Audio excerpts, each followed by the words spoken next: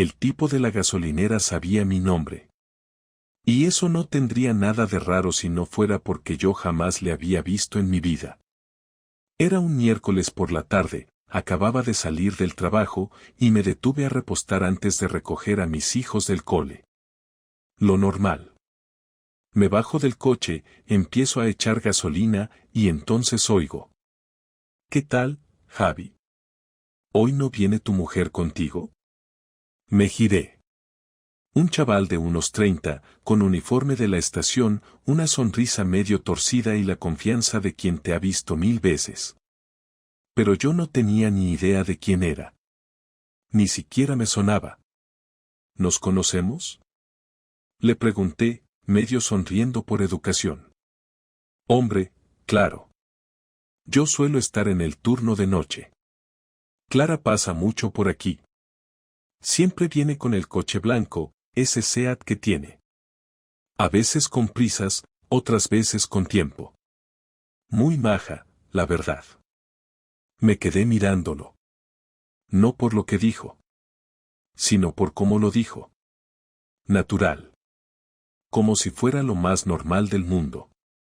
Como si mi mujer y él compartieran algo que yo desconocía por completo.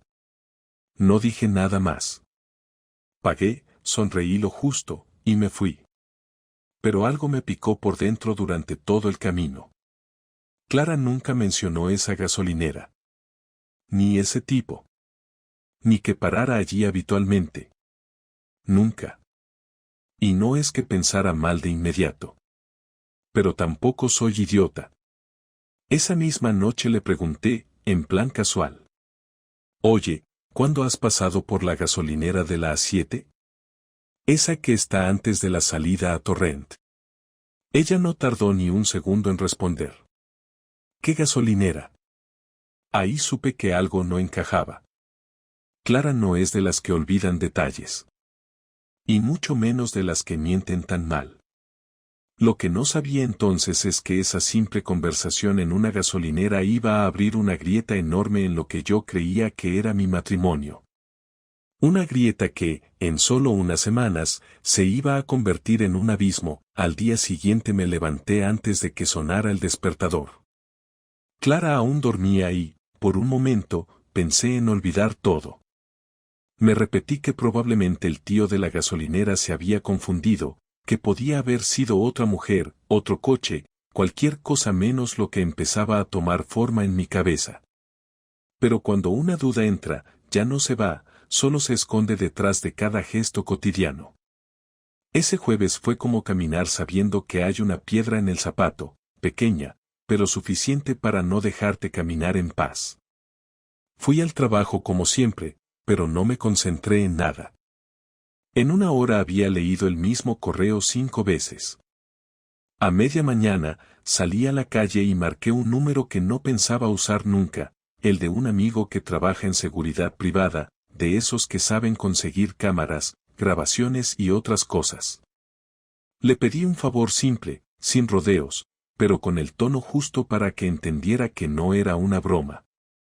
Le dije el nombre de la gasolinera, la dirección exacta y el horario aproximado en el que Clara podría haber pasado por ahí en las últimas semanas. No me pidió explicaciones, solo me dijo que lo miraría. Durante el resto del día actué normal. Comí con mis compañeros, atendí llamadas, respondí correos. Pero por dentro, era otra cosa. Cada hora que pasaba me pesaba como si estuviera en una cuenta atrás que yo mismo había activado. Cuando volví a casa, Clara ya estaba allí, en el sofá, viendo alguna serie de las que siempre decía que solo le ponía de fondo. Me saludó con un beso rápido y me preguntó si quería cenar.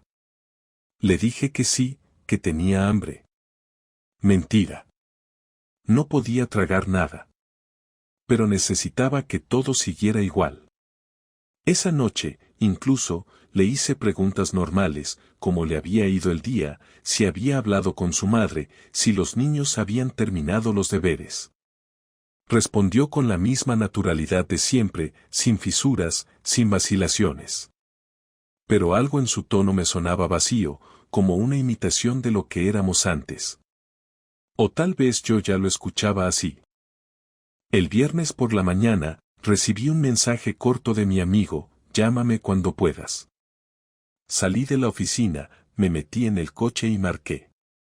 Me dijo que había conseguido acceder a las cámaras de seguridad de la gasolinera. Que sí, que Clara había estado allí. No una vez. 5 veces en 3 semanas. Siempre por la tarde. Siempre aparcaba y se quedaba dentro del coche unos minutos. En 2 ocasiones, alguien subió al asiento del copiloto. En otra, bajó del coche, caminó hasta la parte de atrás de la estación, donde no hay cámaras, y tardó más de 20 minutos en volver. En ninguna de esas veces repostó. Le pregunté si tenía las grabaciones. Me dijo que sí, que me las mandaría a un enlace cifrado. Cuando colgué, no sentí rabia. Sentí una especie de alivio, como si confirmar la sospecha fuera mejor que seguir en la duda. Al menos ahora sabía que no estaba loco. Esa tarde, fingí que iba al gimnasio. Me senté en el coche, abrí el portátil y vi los vídeos. No había audio, solo imágenes. Clara en su coche. Clara mirando el móvil. Clara sonriendo sola. Clara con un hombre. No se veía bien su cara, pero por la complexión y la forma de moverse, era joven, más que ella. Se sentaba con confianza, como alguien que no tenía miedo de ser visto. En uno de los vídeos, se acercó tanto a ella que sus caras se tocaron. No fue un beso largo ni apasionado, pero sí claro. Clara no apartó la mirada, no se asustó. Solo bajó los ojos, como si tuviera vergüenza. Pero no de él. De sí misma. Y eso me jodió más que todo lo demás. Me pasé una hora entera viendo esos minutos una y otra vez. Esperando encontrar algo que lo explicara, algo que me dijera que no era lo que parecía. Pero cada vez que lo veía, se volvía más evidente. Clara tenía algo con ese tío. No sé si era una aventura, una relación, una fase. Pero era algo. Y ese algo existía fuera de mí. Cuando volví a casa, estaba todo en orden. Los niños dormían, la cena ya había sido recogida. Clara estaba en la cama, leyendo en el móvil. Me metí en la ducha, no porque lo necesitara, sino porque no sabía qué cara ponerle al volver a verla. Me miré al espejo largo rato antes de salir. No lloré. No grité. Solo me quedé allí, intentando entender cómo habíamos llegado a ese punto sin que yo lo notara. Me metí en la cama sin decir nada. Ella apagó el móvil, me dio las buenas noches y se giró. Yo me quedé mirando el techo. Esa noche no dormí ni un segundo. El sábado me desperté con la decisión tomada. Había pasado la noche entera repasando los vídeos en mi cabeza, cada gesto, cada mirada, cada movimiento del hombre que subía a su coche. Sabía que no podía seguir fingiendo. Si seguía callado, todo se volvería insoportable. Si hablaba, podía explotar todo. Aún así, necesitaba hacerlo. Me levanté antes que Clara y preparé el desayuno a los niños para tenerlos ocupados con dibujos animados en el salón. Quería que todo estuviera tranquilo, que no tuvieran que escuchar ni una palabra de lo que iba a pasar. Cerré la puerta de la cocina cuando Clara entró, con el pelo todavía mojado de la ducha. Se sorprendió al verme tan serio. Me miró y sonrió con un gesto automático, como quien cumple con un protocolo diario. Tenemos que hablar ahora, dije sin levantar la voz pero sin dejar espacio para evasivas. Ella me miró con un brillo de incomodidad en los ojos. Se sentó en la silla frente a mí y cruzó los brazos, algo que siempre hacía cuando se sentía acorralada. Durante unos segundos no dije nada. Solo la miré, esperando a que ella misma dijera algo. No lo hizo. Así que solté la primera frase sin rodeos. Sé que has estado yendo a la gasolinera de la A7 varias veces estas semanas. Sé que te has reunido allí con alguien. Y sé que no estabas repostando. Clara parpadeó rápido, como si no esperara esa información. Se incorporó en la silla y respiró hondo. Me respondió con voz baja. No sé de qué estás hablando.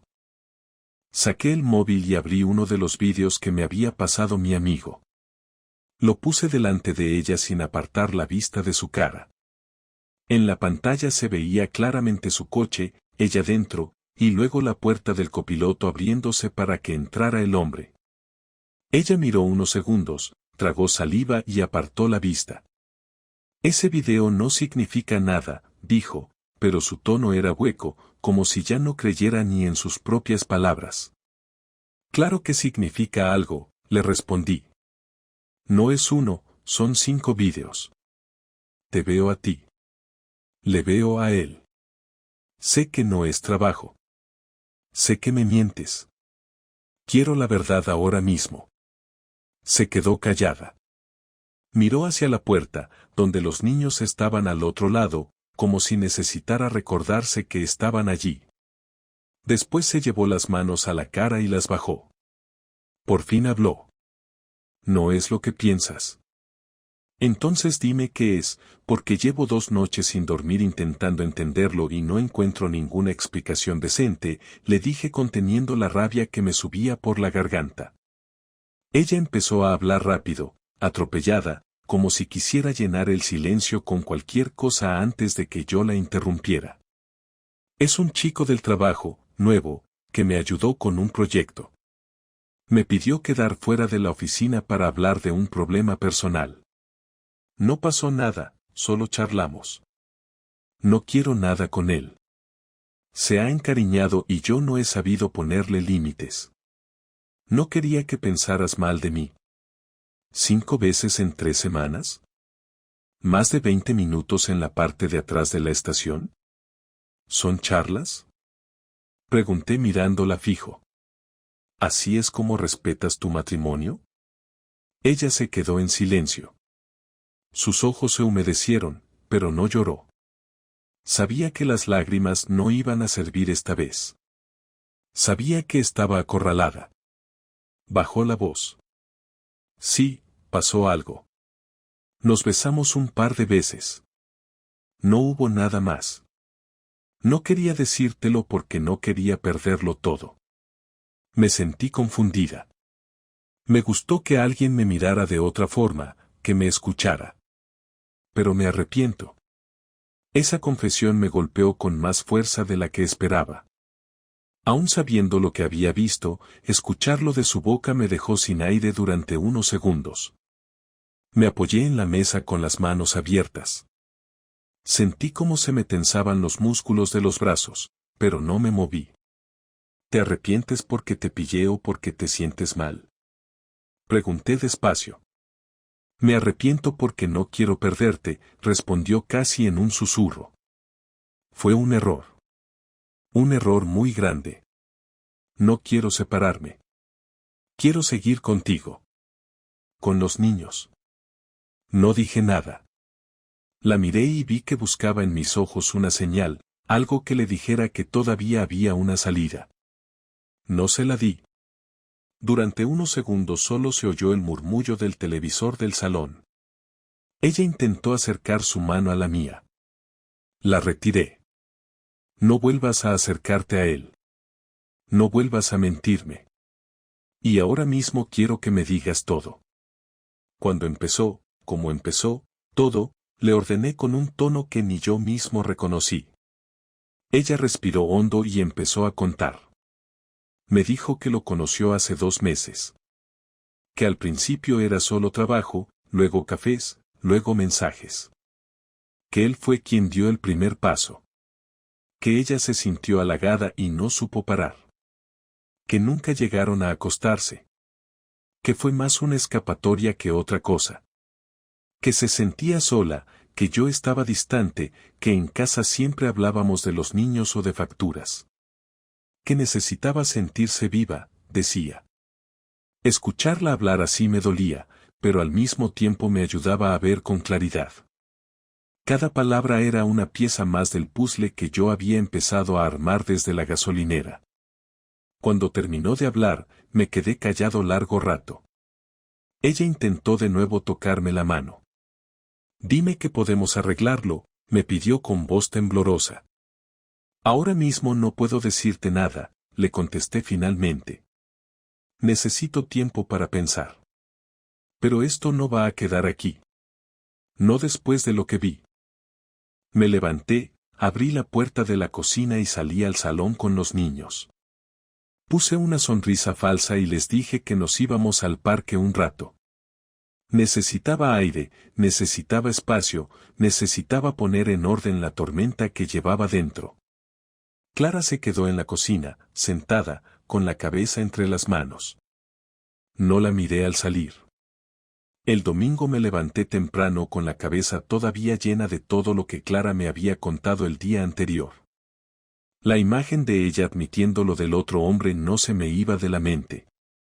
Durante la noche había pensado en muchas cosas, incluso en marcharme directamente con los niños, pero la rabia que sentía necesitaba una salida distinta. No quería quedarme en un rincón esperando a que ella se arrepintiera ni tolerar la imagen de ser el marido engañado que no hace nada. Tenía que actuar de una manera que dejara claro que no iba a permitir que se me faltara al respeto y que no se podía volver a repetir. Esa misma mañana empecé a ordenar mentalmente un plan concreto que me diera el control de la situación y me permitiera proteger a mis hijos y también mis bienes, porque Clara podía decir ahora que quería salvar el matrimonio, pero yo ya no confiaba en ella. Lo primero fue asegurarme de que todo estaba documentado. Llamé a mi amigo de seguridad y le pedí que me hiciera copias físicas y digitales de todos los vídeos, que me los mandara a mi correo privado y también a un pendrive. Me dijo que en una hora me los tenía listos y que podía pasarlos a recoger cuando quisiera. No le conté los detalles, pero su tono al otro lado del teléfono me dejó claro que entendía perfectamente la gravedad del asunto. Luego, mientras los niños desayunaban, escribí un correo al abogado que me había recomendado un compañero de trabajo hace tiempo cuando él pasó por un divorcio complicado. No le di muchas explicaciones, solo que necesitaba una consulta urgente sobre medidas legales en caso de infidelidad y custodia compartida. Le pedí cita para el lunes sin falta. No quería sorpresas, ni con la casa, ni con la cuenta bancaria, ni con la custodia de mis hijos. Clara ese día intentó comportarse como si nada hubiera pasado. Me preguntó si quería que fuéramos a comer fuera, que así los niños podían distraerse. Le contesté que ya tenía planes con ellos, que iríamos al parque y luego a comer con mis padres. No era cierto, pero quería dejarla sola para que notara que el control de la situación ya no lo tenía ella. Vi en su cara que la respuesta le dolió, pero no dijo nada. Eso me dio todavía más seguridad. En cuanto salí con los niños, pasé primero por la oficina de mi amigo para recoger el pendrive y luego conduje hasta la notaría donde trabaja una conocida para que me hiciera copias certificadas del material. Ella no hizo preguntas, solo me miró con esa expresión de quien sabe que está viendo el principio de un proceso complicado. Después llevé a los niños a un centro comercial para que jugaran y así poder hacer llamadas sin que me escucharan. Cuando regresamos a casa por la tarde, Clara estaba en el salón. Me miró con una mezcla de culpa y miedo, como esperando que yo le dijera algo. No se lo dije. Me limité a preparar la cena y a acostar a los niños.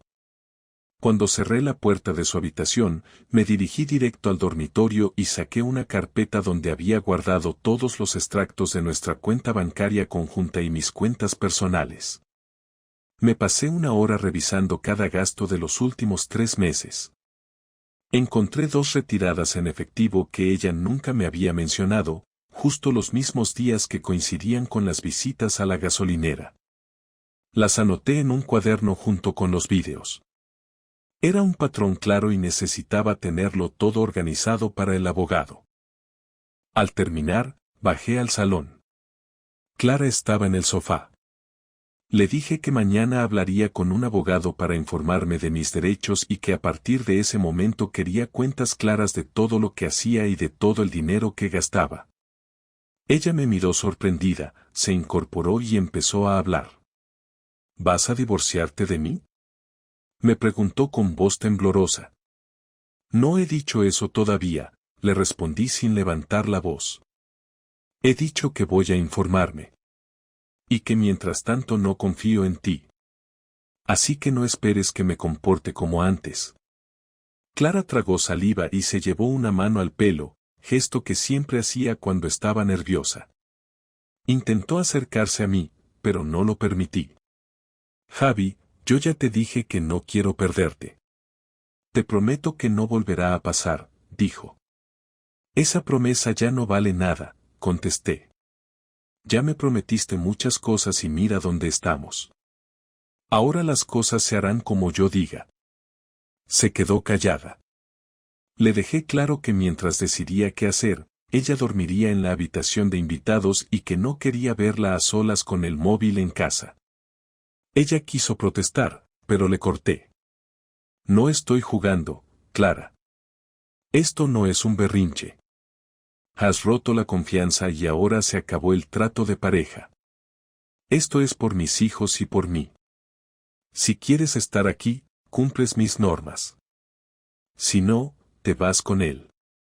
No gritaba, pero cada palabra la decía con calma y firmeza. Ella se hundió en el sofá y asintió. Sabía que la dinámica había cambiado. Me fui a mi cuarto sin mirar atrás. Esa noche dormí solo y, por primera vez desde que descubrí todo, logré cerrar los ojos unas horas sin despertar sobresaltado. El lunes a primera hora me reuní con el abogado. Le expliqué todo con detalle. Le enseñé los vídeos, los registros bancarios, las fechas, los horarios. Me escuchó sin interrumpirme y luego me explicó mis opciones. Me dijo que podía presentar demanda de divorcio alegando infidelidad y que eso me daría ventaja en la custodia y en el reparto de bienes, pero que debía ser inteligente y no precipitarme. Me recomendó no decirle nada a Clara sobre los pasos legales hasta tenerlo todo preparado. Me aconsejó también que empezara a separar ingresos, abrir una cuenta solo a mi nombre y planificar una mudanza discreta si decidía irme. Salí de su despacho con la sensación de haber dado un paso real, de haber recuperado una parte de mi poder. Esa misma tarde abrí mi cuenta personal y transferí parte del dinero. Llamé a mi hermano para pedirle que, en caso de necesitarlo, pudiera alojarme a mí y a los niños unos días. No le conté todo, pero entendió que era serio. A Clara no le dije nada.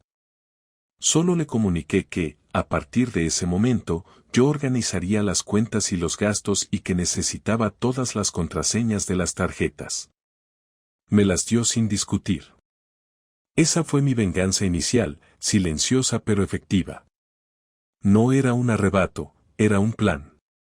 Había pasado de ser el hombre engañado que descubre vídeos en un coche a ser quien decide los tiempos y los movimientos. Clara lo notaba en mi forma de mirarla y en mi manera de hablar. Y aunque no lo decía, sabía que la situación ya no dependía de ella. La semana transcurrió en silencio. Clara y yo apenas nos dirigíamos la palabra más allá de lo estrictamente necesario para coordinar la rutina con los niños.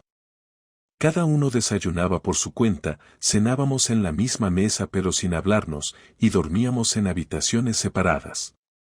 Ella intentó iniciar alguna conversación un par de veces, pero yo la corté con respuestas secas, suficientes para dejar claro que no quería hablar de nada hasta que yo lo decidiera.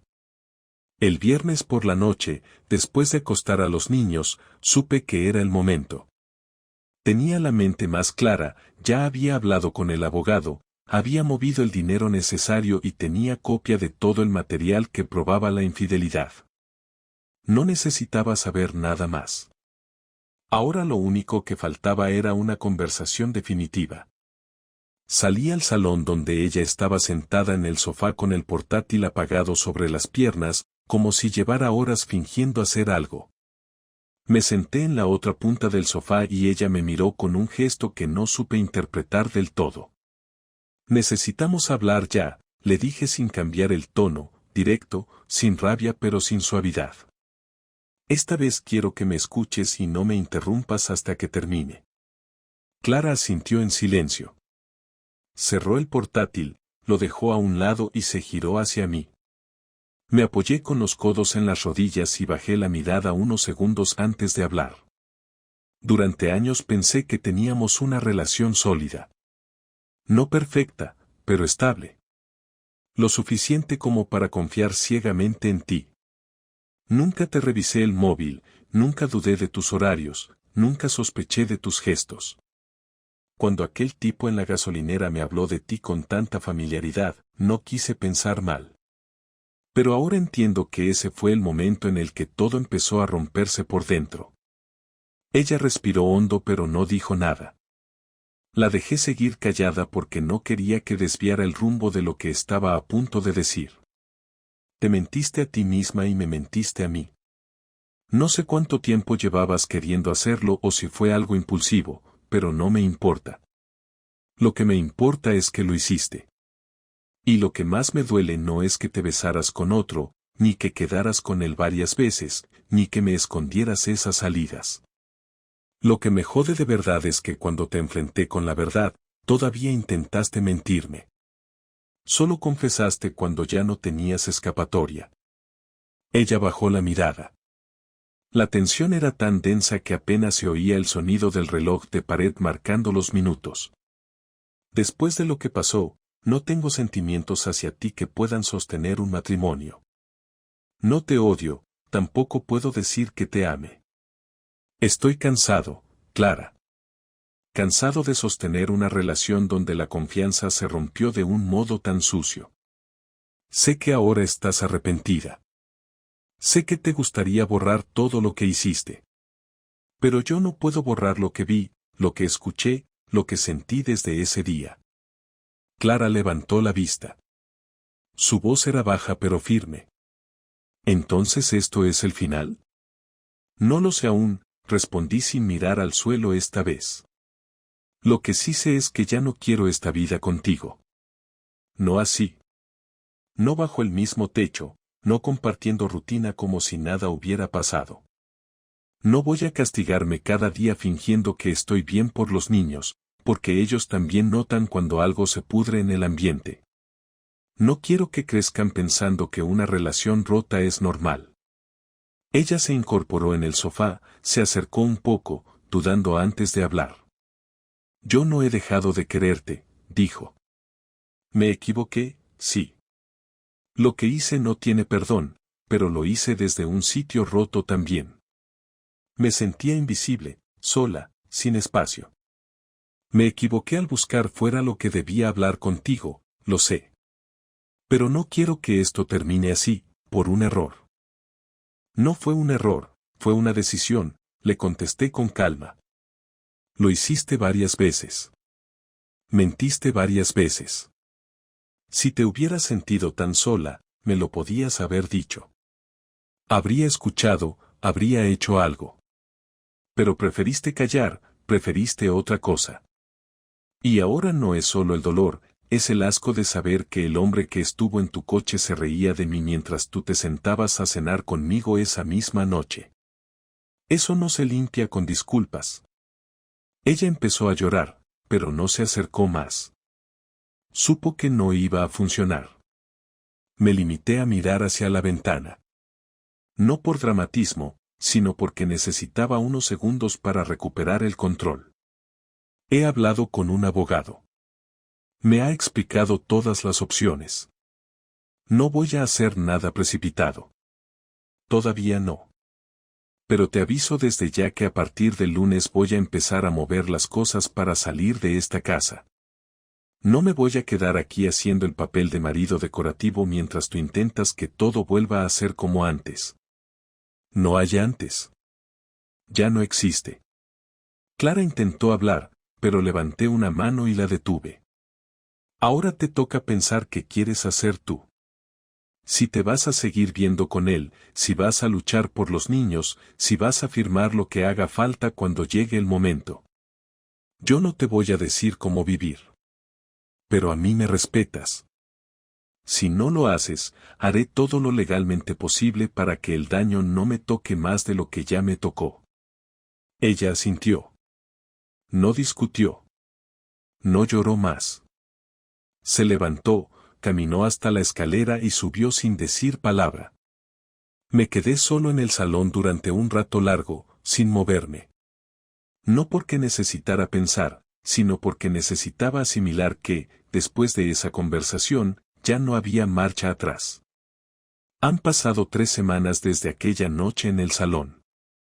3 semanas exactas desde que tuve la última conversación seria con Clara, y puedo decir sin exagerar que ha sido el periodo más incómodo, tenso y emocionalmente agotador de mi vida.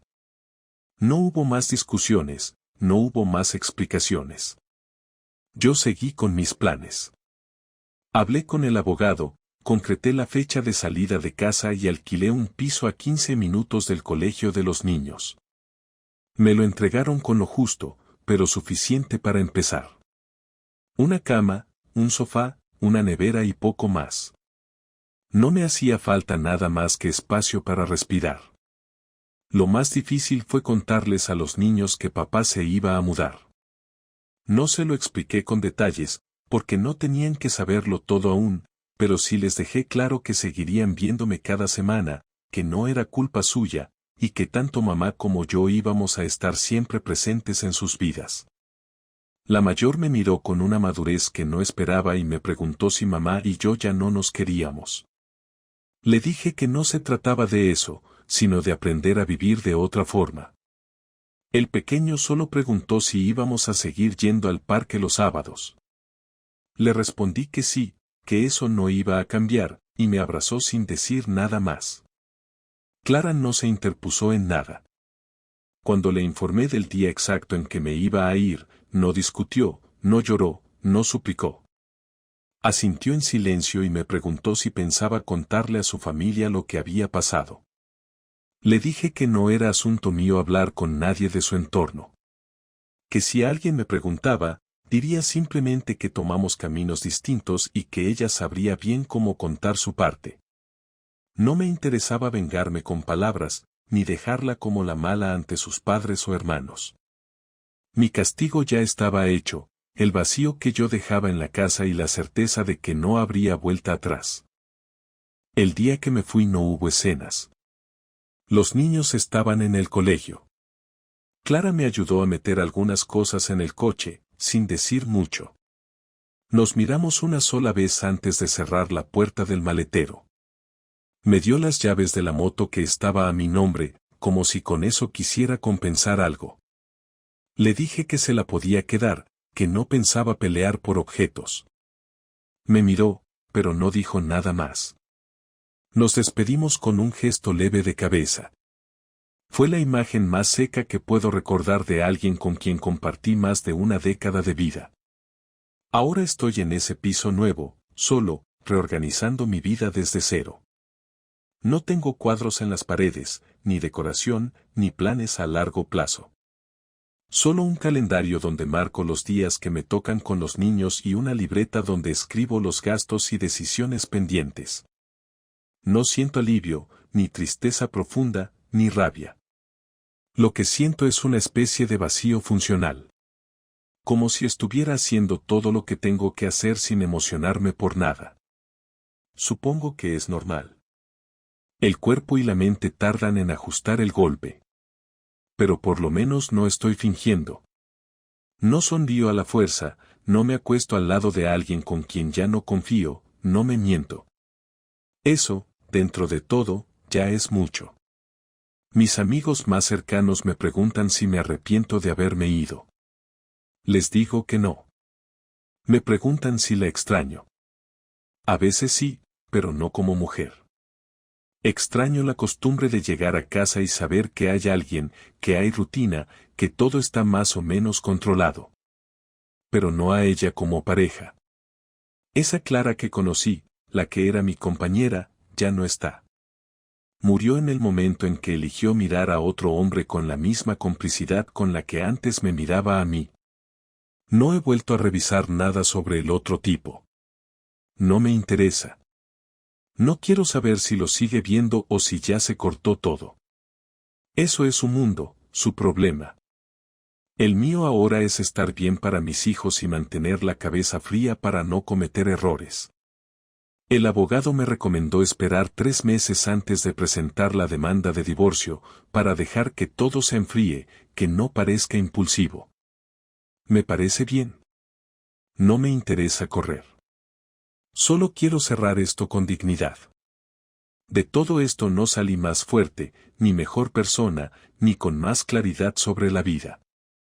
No tengo una gran lección que compartir, ni una epifanía sobre el amor. Solo aprendí una cosa: confiar a ciegas es un lujo que no pienso volver a permitirme. Ni con una pareja, ni con un amigo, ni con nadie. No soy paranoico, pero tampoco idiota. Uno puede amar, puede dar todo, pero no puede dejar de mirar lo que pasa alrededor. Porque si no prestas atención, te despiertas un día en una gasolinera donde un desconocido sabe más de tu mujer que tú mismo. Y ya es tarde. Así termina mi historia. No sé qué pasará dentro de 6 meses. No sé si Clara y yo acabaremos firmando el divorcio de forma civilizada o si se complicará. No sé si volveré a enamorarme o si simplemente viviré tranquilo con mis hijos, mi trabajo y mis fines de semana de parque y pizza. Lo que sí sé es que no tengo miedo. La peor parte ya pasó. Lo peor no fue el engaño, ni la humillación, ni el dolor. Lo peor fue sentirme inmóvil, sin saber qué hacer. Y ahora ya lo hice. Me fui.